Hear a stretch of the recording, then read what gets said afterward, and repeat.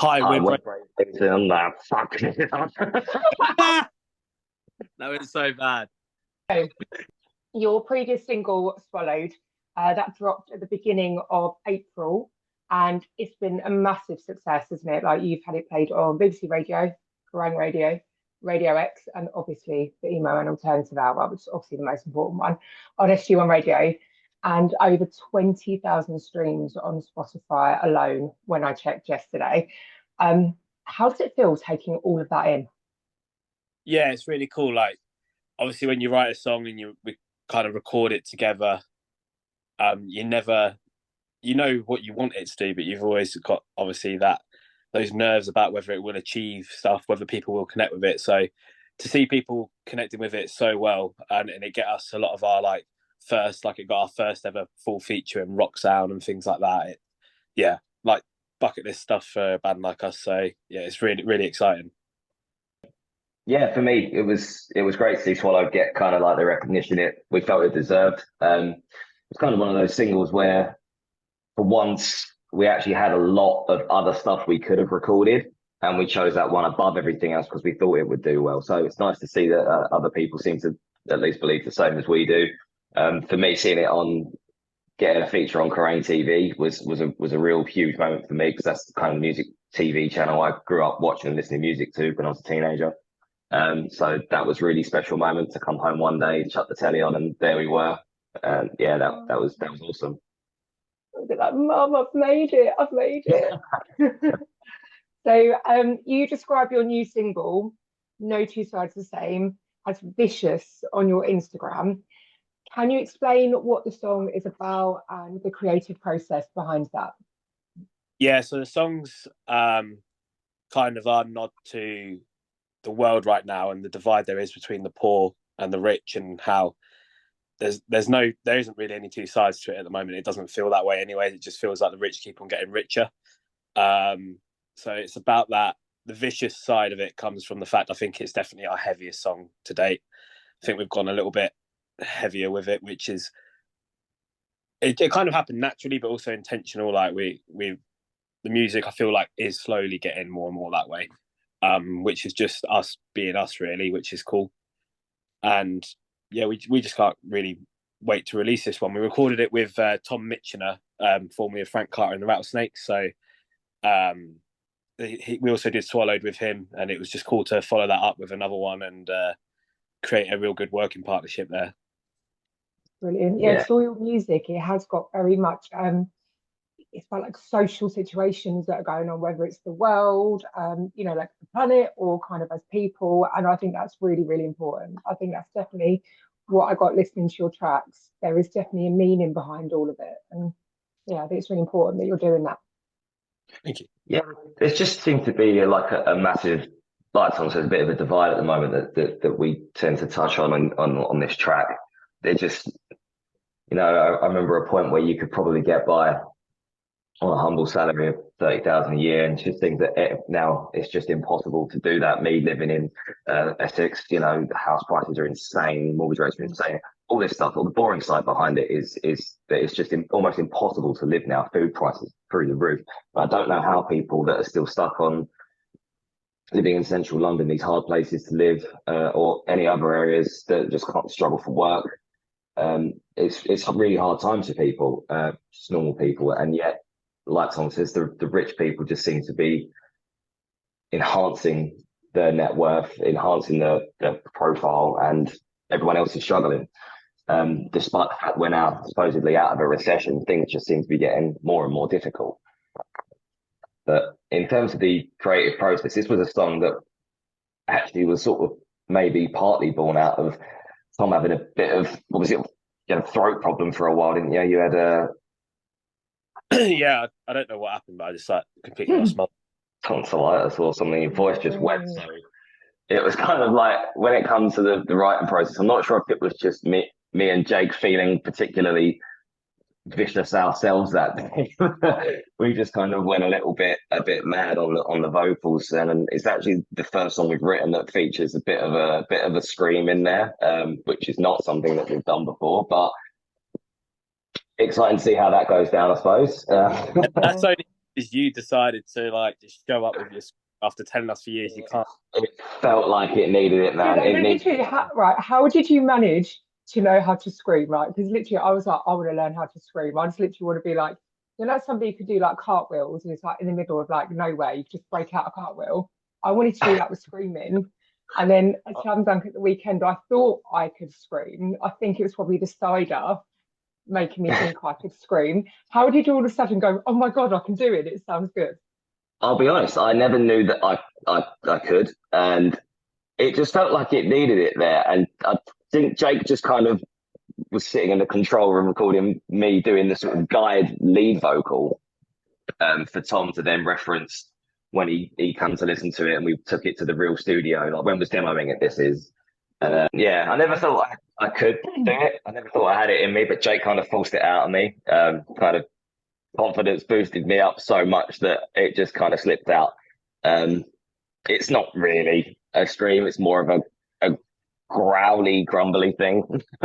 Okay, so what bands are you listening to at the moment? I listen to so many different people constantly. Obviously, the new Bring Me the Horizon album is on repeat at the moment. Massively obsessed with Boston Manor at the moment. I think everything they're releasing new's incredible. And then there's a more up and coming band as well called South Arcade, who I'm really liking. So I'd probably say, I'll put those three out there.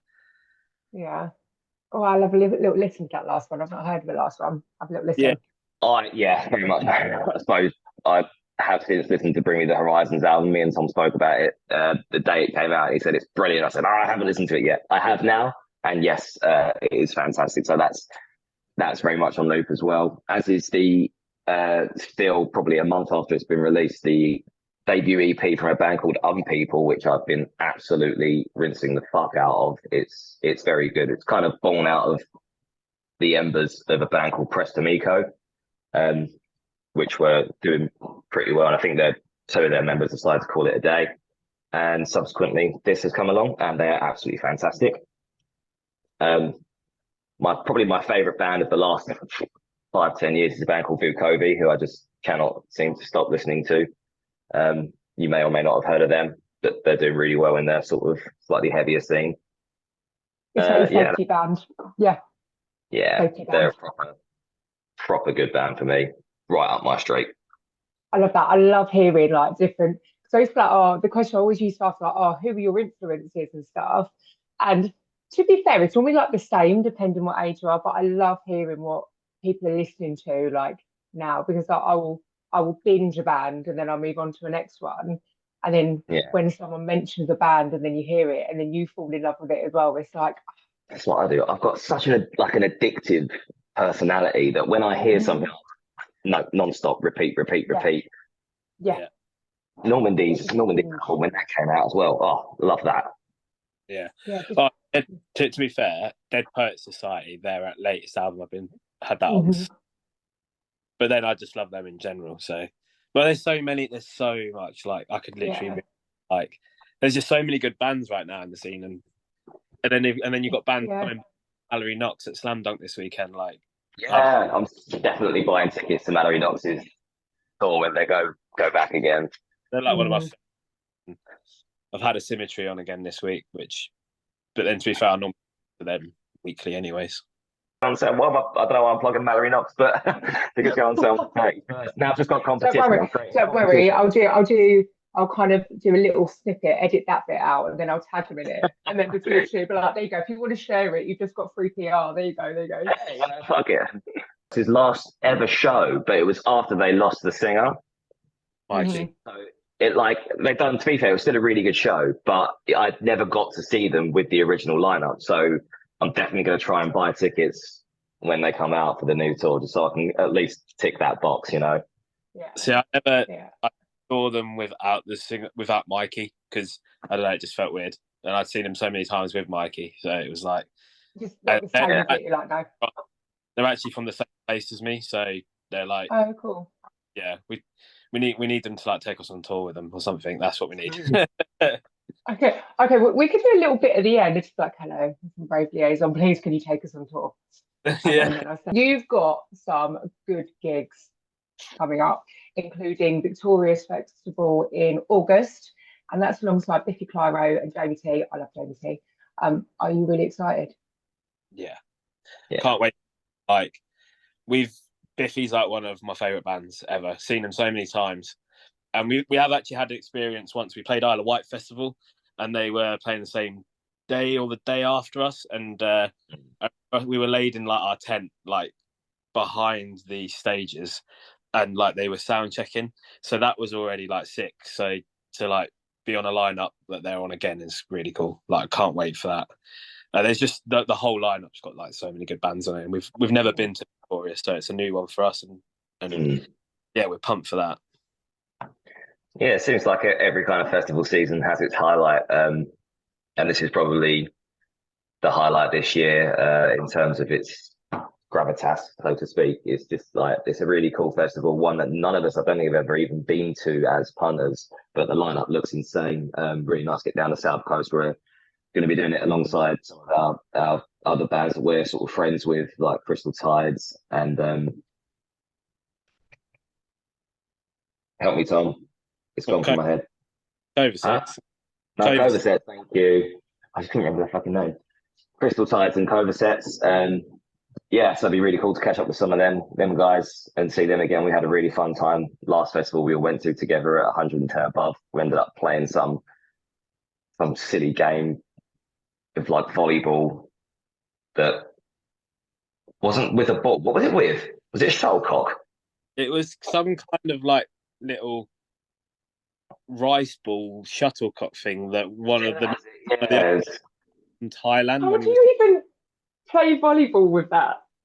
That's the game. It would it would kind of float when you like hit it, but we didn't have a name for the game, so I believe, if I remember rightly, the game ended up being called cockball.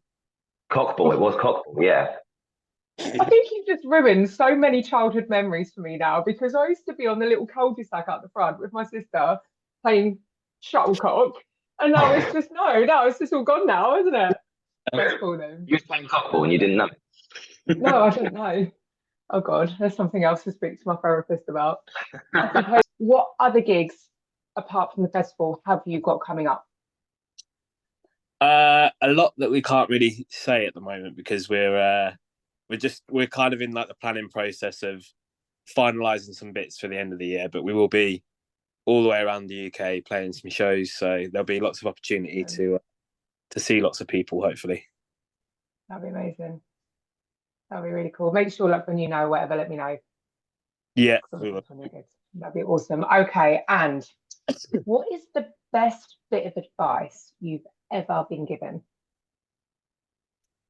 For me, it was when I was younger. An artist called Miles Kane, so a bit more in like the indie scene.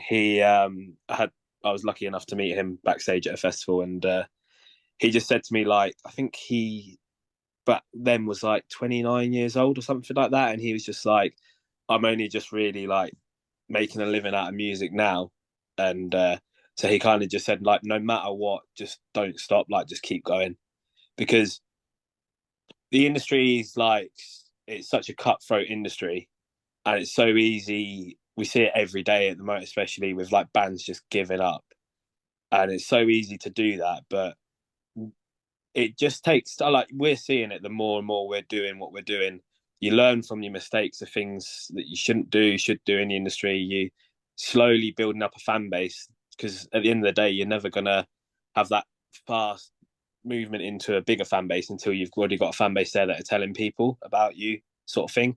So we can kind of see how, like, what that's meaning, like, as we're slowly getting a smaller fan base. It's just about persisting with it and keep watching it grow. So yeah, that was for me the best advice we got given. Yeah, I suppose mine's probably fairly similar, which is just like, because there's been the halt of like COVID, sort of you had to really stumble over that sort of 2 years. Everyone kind of slowed down, and our momentum was kind of on a bit of a surge, and COVID hit, and we could kind of not really do much more. We couldn't gig. We done as many live from home shows as we could, but it's taken a while to get that momentum back. But for me, the best piece of advice ever given to me, probably just from my dad, who was just like, look, as long as you're enjoying yourself, as long as you enjoy doing what you're doing, just keep doing it. There's no need to ever drop or change if you're loving what you do. And me and Tom especially are the guys in the band that absolutely love performing. It's what we live for. All of us do, but me and Tom especially, live shows are the real passion of why we do what we do. And every show is special. And even though sometimes being in a band can be incredibly tough, you're very self-critical. You spend shit tons of money on travel and all sorts. It's a dumb idea, but as long as you enjoy the outcome, that's all that matters. Choosing your hard, isn't it? I think that was the best advice I was given, was choose your hard. Like, everything is hard. Like, no matter what you do, otherwise it's not worth it. But you've got to choose that hard thing, whatever is worth it. So you're choosing your hard right now, and it is paying off. Thank you very much. Definitely. So, is there anything that you'd like to plug? So, like, this is the moment where you could just say, where you could buy tickets for anything, where to listen to your music, your socials. This is kind of your chance just to kind of get out what you want to get out. So yeah, I guess for now, with lots of things wrapped up as secrets, we've got a lot of music coming out at the end of the year, like a bigger project than just a single, which we'll be touring all around that. So if people want to follow us, you can just find us on all the usuals: Instagram, Spotify. If you search up Brave Liaison, it will come up, and people want to follow us on there. There'll be lots of updates. We'll be making all the announcements on there. There's links on there to get some merch if people want to support us in that way. It really helps bands like us. So yeah, just follow us on all the usual places would be what we'd like to say. So we've got the new single coming out on Friday, May the 31st. It really helps people like us if you pre-save the single to your Spotify, your Apple Music, your Amazon. The link is on our Instagram account, so direct yourselves there, go and pre-save the single. Really helps it get up and in you as soon as possible. So yeah, thank you so much. Awesome. Thank you. Well, have an amazing day, guys. You too. Awesome. I'll speak to you soon. Speak soon. Bye. Bye. Bye.